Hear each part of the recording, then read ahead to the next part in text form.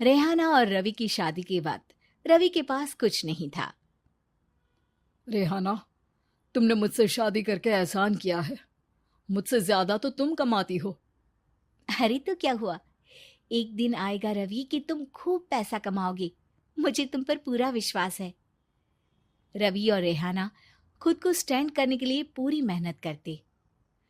रेहाना, मैं नौकरी नहीं करना चाहता हूँ। तो कोई बात नहीं, मैं नौकरी करके घर चलाती हूँ, तुम बिजनेस सेट करने की कोशिश करो। एक दिन रेहाना, तुम जानती हो, मैंने जो विज्ञापन बनाने वाली कंपनी खोली थी ना, उसे बड़ी ब्रांड का ऑफर आया है। अब हम लोगों के दिन ब्यारे न्यारे हो गए हैं। मैं जानती थी रवि कि एक दिन तुम सेटल हो जाओगे। रवि का काम अच्छा चल जाता है। एक दिन वो रेहाना से कहता है, रेहाना, अब हम लोगों का बच्चा भी हो गया है। बहुत छोटा है वो। उसका ख्याल कैसे रखेंगे हम? कैसे क्या, मैं गांव से माँ को लेकर आ जाती हूँ। नौकरी से हाफ डे ले लिया करूंगी। अभी तो वो छोटा है, स्कूल जाने तक मैं मैनेज कर लूंगी। देखो रेहाना, मैं अब अच्छा कमा रहा हूँ। तुमको नौकरी करके परेशान होने की कोई जरूरत नहीं है। अरे कैसी बात कर रहे हैं, मैं अपनी लगी लगाई नौकरी कैसे छोड़ दूं? और मैंने तो सुना है हम लोगों को कुछ ही महीनों में सरकारी नौकरी मिल जाएगी। सरकारी नौकरी में कितना कमा लोगी? उतने में तो मैं ड्राइवर रख लूंगा। रेहाना को रवि की बात का थोड़ा बुरा तो लगता है। कम से कम मेरी नौकरी की इतनी बेइज्जती मत करो। भूल गए, इसी नौकरी के बदौलत तुमने अपना बिजनेस खड़ा किया है। अरे वो तो मैं किसी के भरोसे भी कर लेता। देखो, अपने बच्चे को संभालो, घर का काम करो। अब बाहर जाती तुम अच्छी नहीं लगती हो। रेहाना रवि के कहने पर नौकरी तो छोड़ देती है, लेकिन अब बड़े से घर में उसकी कीमत किसी नौकर से कम नहीं होती। एक दिन रवि का दोस्त आता है। भाभी, हम लोग तो आपको तब से जानते हैं जब से आप लोग शादी होकर इस शहर में आए थे। आपकी बदौलत ही सारा बिजनेस खड़ा हुआ है। ये किस्मत तो आप ही की है भाभी। हाँ हाँ भाई, हमारी मेहनत तो कुछ है ही नहीं। अरे होगी, लेकिन भाभी की किस्मत के आगे कुछ नहीं। दोस्त वहां से चला जाता है, लेकिन रवि का गुस्सा सातवें आसमान में होता है। देखा कैसे बोल रहा था? अरे बिल्कुल अच्छा आदमी नहीं है ये। कैसी बात कर रहे हैं आप?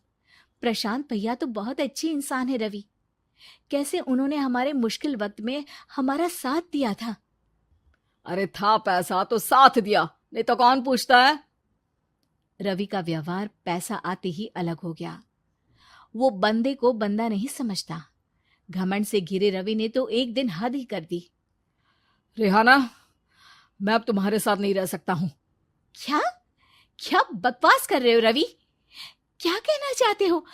और क्यों नहीं रह सकते तुम मेरे साथ? देखो, मुझे कोई और पसंद है, और उसने साथ रहने पर बस यही शर्त रखी है कि मुझे तुम्हें तलाक देना होगा। रेहाना, जो कि एक स्वावलंबी महिला थी, उसने बिना देर किए रवि को कह दिया, कोई इश्यू नहीं, मुझे पैकिंग में 4 दिन का वक्त लगेगा, लेकिन तब तक मैं तुम्हारे साथ नहीं रहूंगी। 4 दिन के लिए तुम कहीं और शिफ्ट हो जाओ, मैं घर से निकलूंगी तो बता दूंगी। रवि घर छोड़कर चला जाता है। रेहाना को दुख होता है, वो रोती है, लेकिन व्यवहार से स्ट्रांग रेहाना को पति के वापस आने का और उसे सबक सिखाने का पूरा भरोसा था। फिर एक दिन, अरे शुशिका, कब शादी करोगे तुम मुझसे? यार मैंने तो सोचा था तुम शादी से पहले मुझे विदेश लेकर जाओगे, महंगी कार दिलाओगे। अरे सब दिला दूंगा, लेकिन पहले मुझसे शादी तो कर लो। हाँ हाँ, क्यों नहीं। मैं कुछ दिनों के लिए अपने मम्मी पापा के पास जा रही हूँ और लोगों से अपनी शादी की बात करूंगी। अरे शुशिका, कैसे रहूंगा मैं तुम्हारे बिना? अब तो शादी ही होने वाली है हम लोगों की। शुशिका रवि को छोड़कर चली जाती है। रवि घर आता है, जहां रेहाना को ना पाकर उसे सब अजीब लगता है। घर तो रेहाना के बिना कुछ नहीं है। बच्चे की याद भी आ रही है। चलो एक वीडियो कॉल कर लेता हूँ। रवि रेहाना को वीडियो कॉल करता है, लेकिन रेहाना फोन नहीं उठाती। रात को सोते वक्त, मन कर रहा है मुन्ने को गले लगा लूं। चलो कोई ना, शुशिका से शादी के बाद मेरे और भी बच्चे होंगे। अगले दिन रवि ऑफिस जाता है, जहां टीना खड़ी होती है। सर, आपने अपने नए ऐड के लिए मॉडल की रिक्वायरमेंट डाली थी ना, मैं उसी के लिए आई हूँ। रवि टीना को देखकर खुश हो जाता है। अब शादी हो गई है तुम्हारी? नहीं सर, बस अच्छा सा हैंडसम और अमीर लड़का देख रहे हैं मेरे मम्मी पापा। रवि के दिमाग से तो टीना को देखकर शुशिका का ख्याल भी खत्म हो जाता है। अरे यार, ये लड़की मिल जाए कितनी सुंदर है। शुशिका तो इसके आगे कुछ नहीं है। आ, अब क्या तुम्हें ऐसा नहीं लगता कि मुझसे मिलकर तुम्हारी ये खोज खत्म हो गई है? आप ना, आप तो 2 बच्चों की पापा लग रहे हैं। अरे नहीं नहीं, मेरी शादी तो हुई थी, लेकिन बीवी को किसी और से प्यार था, मुझे छोड़कर चली गई। खैर, टीना की दोस्ती रवि से हो जाती है, लेकिन 1 महीने बाद शुशिका रवि के पास वापस आती है। मेरे मम्मी पापा तुमसे मिलना चाहते हैं, लेकिन उन लोगों को ये मत बताना कि तुम पहले से शादीशुदा हो, और हाँ, शादी से पहले अपनी सारी प्रॉपर्टी तुमको मेरे नाम करनी होगी। अरे पागल, अब मैं तुमसे शादी ही नहीं करना चाहता। भला ऐसी लालची औरत से कौन शादी करेगा? तभी वहां टीना आ जाती है। रवि, ये पागल सी औरत कौन है? देखो, तुमने ही कह दिया ना पागल, तो पागल ही है। पता नहीं कौन है, कह रही है शादी कर लो, लेकिन शादी से पहले अपनी सारी प्रॉपर्टी मेरे नाम कर दो। बोल तो सही रही है। वैसे तुम जानती हो, मेरी एक सहेली है, उसके पति ने उसे पैसा आते ही छोड़ दिया, जबकि उसको खड़ा करने वाली ही मेरी सहेली थी। और मुझे भी भरोसा नहीं है। अगर मैं भी तुमसे शादी करूंगी तो तभी, जब तुम मेरे नाम अपनी सारी प्रॉपर्टी कर दोगे।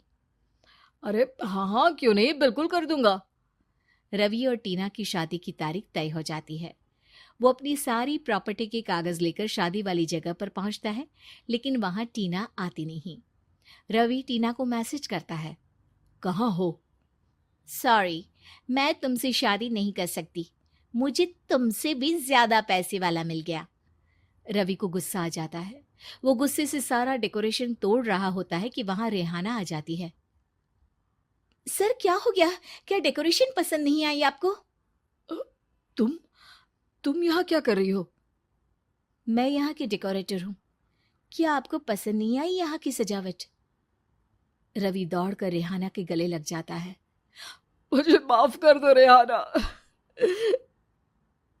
रवि रेहाना के गले लग जाता है और रेहाना टीना को थैंक्स का मैसेज करती है। खुजली की बीमारी। चल, मैं आती हूँ, खाना बना के रखना। अरे, फिर से कहाँ जा रही हो आप? पिछले 2 घंटे में 8 बार इधर उधर जा चुकी हो। अपने पाँव के टायर को ब्रेक लगाओ ना। अरे तू अपनी जुबान को ब्रेक लगा। तू कौन होती है मुझे रोकने वाली?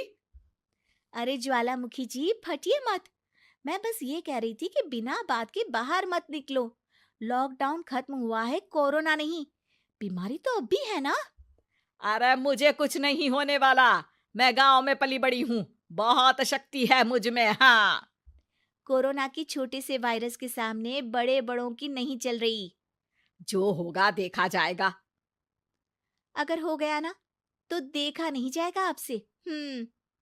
बहू, मेरी सास बनने की कोशिश मत कर। सास बहू की एक बात नहीं मानती, और बहू के लाख समझाने पर भी निकल जाती है अपनी मनमर्जी करने। शाम को जब सास वापस आती है तो, ये लीजिए, सैनिटाइजर से अपने हाथ क्लीन कर लीजिए। अरे इसमें से तो बदबू आती है, छी छी छी छी, मुझे नहीं करना ये इस्तेमाल। अरे तो साबुन से हाथ धो लीजिए। इतनी बार हाथ धुलवाएगी तो चमड़ी गल के नीचे गिर जाएगी। माँ जी, आप बाहर से आई हैं, हाथ धोने का तो सरकार भी कह रही है। मेरी नहीं तो किसी की तो सुन लीजिए। मैं तो खुद अपनी सरकार हूँ, मेरे अपने नियम है। कोरोना है। अरे तो इसमें तुझे क्यों रोना है? यार माँ जी, जरा सी बात है, इतना तो कर ही सकते हैं ना आप। नहीं, नहीं, नहीं सुना नहीं? नहीं, नहीं सुना। तो क्यों मुंह लग रही हो? कौन मुंह लगे आपके? आप तो मास्क भी नहीं लगाती। मास्क तो तुझे लगाना चाहिए ताकि बोलना कम हो तेरा। ज्यादा दिक्कत तब होती है जब बहू को भी सास के साथ कहीं बाहर जाना होता है। अरे मम्मी जी, मैं फोन से पैसे दे दूंगी, कैश क्यों दे रही हैं आप? तू ना ज्यादा मॉडर्न मत बन। अब नोट देने से भी कोरोना होगा क्या? हाँ, नोट पता नहीं कितने हाथों से गुजर के हमारे हाथ में आते हैं, और उनमें से कुछ गधे तो ऐसे होंगे जो हाथ भी नहीं धोते होंगे। हैं? ताना मार रही है क्या? नहीं तो। तू मुझे बेवकूफ समझती है? क्या मुझे नहीं पता कि गधा कौन है?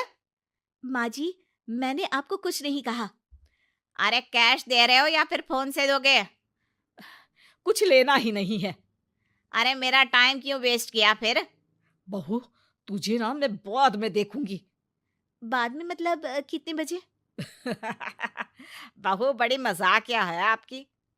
और सास बहुत गुस्सैल है, एक फटका दूंगी ना।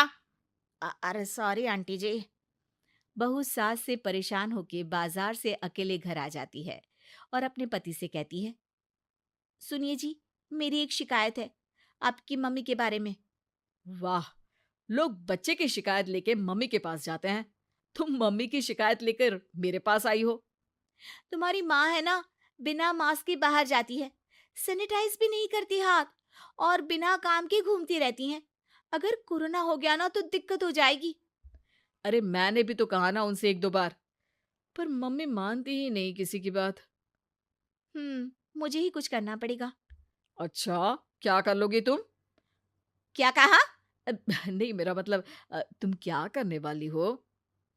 तुम बस मेरा साथ दो।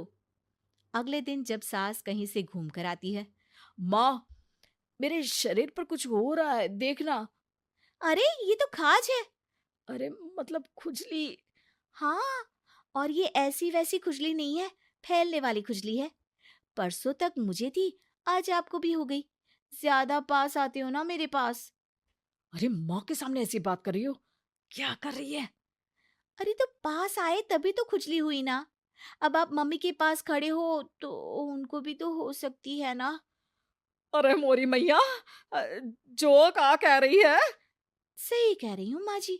अरे बेटा दूर हट ना, दूर हो जा हमसे।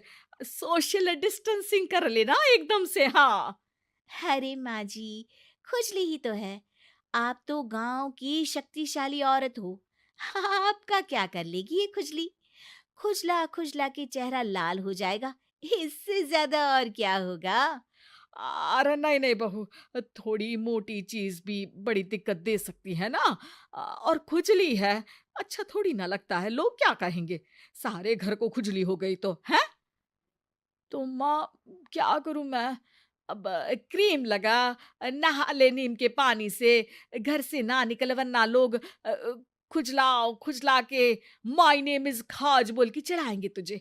और हमसे ना बेटा दूर रहा कर, कहीं हमको भी हो गई तो। माँ, ऐसे ही कोरोना भी तो हो सकता है। खुजली होने के बाद लोग क्या बोलेंगे, कम से कम वो सुन तो पाएंगे।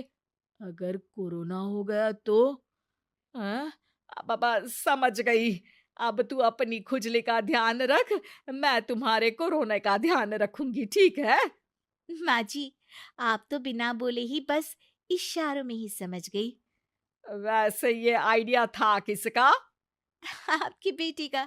अच्छा अच्छा, सोशल डिस्टेंसिंग की वजह से छू नहीं रही हूं तुझे वरना। दे दनादन हो जाता है ना माँ। अरे हंस क्या रहा है? मेरे लिए नया मास्क लेकर आ। उस दिन के बाद सास ने गांठ बांध ली, 2 गज दूरी, मास्क जरूरी, और घर में ही बैठ के खाओ आलू पूरी।